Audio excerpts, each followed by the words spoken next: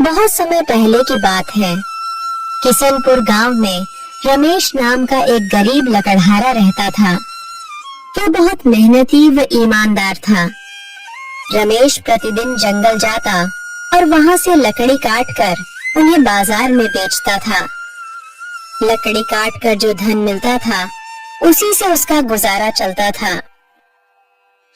सुनो जी, तुम कोई और काम क्यों नहीं करते हो? इससे हमारा सही से गुजारा नहीं होता है।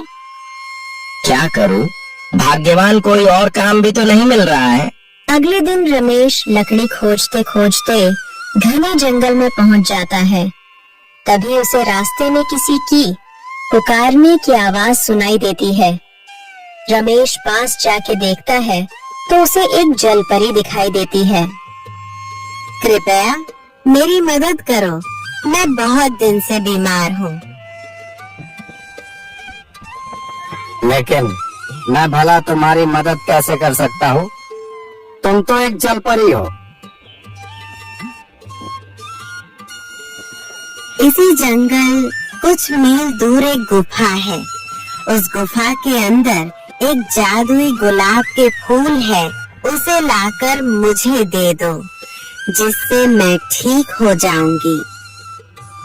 रमेश जलपरी की बात मानकर उस जादुई गुलाब की तलाश में चल देता है। कुछ समय चलने के बाद वह उस गुफा के पास पहुंच जाता है। रमेश गुफा के अंदर जाता है। जैसे ही रमेश फूल तोड़ने वाला होता है, तभी उसमें से एक जिन निकलता है। मूर्ख मानव, तुम यह जादुई फूल नहीं ले जा सकते जब तक तुम मेरे 2 प्रश्नों के उत्तर नहीं दे देते। यदि तुमने मेरे दोनों प्रश्न के उत्तर सही दिए तो तुम यह फूल ले जा सकते हो। यदि तुमने एक भी प्रश्न के उत्तर गलत दिए तो मैं तुझे खा जाऊंगा। ठीक है, पूछो अपने प्रश्न।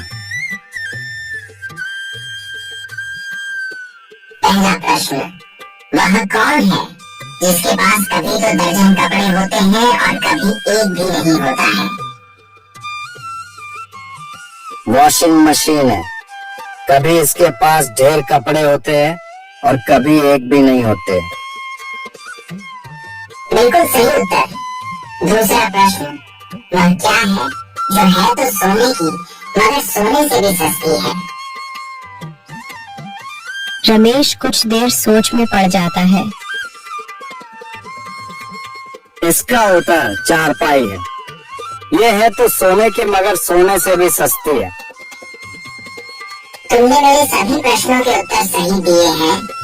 अब तुम यह फूल ले जा सकते हो। यह कहकर जिन वहां से चला जाता है।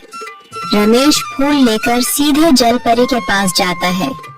जलपरी हो जलपरी, लो अपना जादुई फूल। जलपरी रमेश को मदद के बदले में उसे सोने के उपहार देती है और वहां से चली जाती है।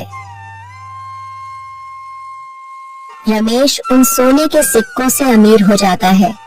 फिर वह अपना जीवन हंसी खुशी से गुजारने लगता है।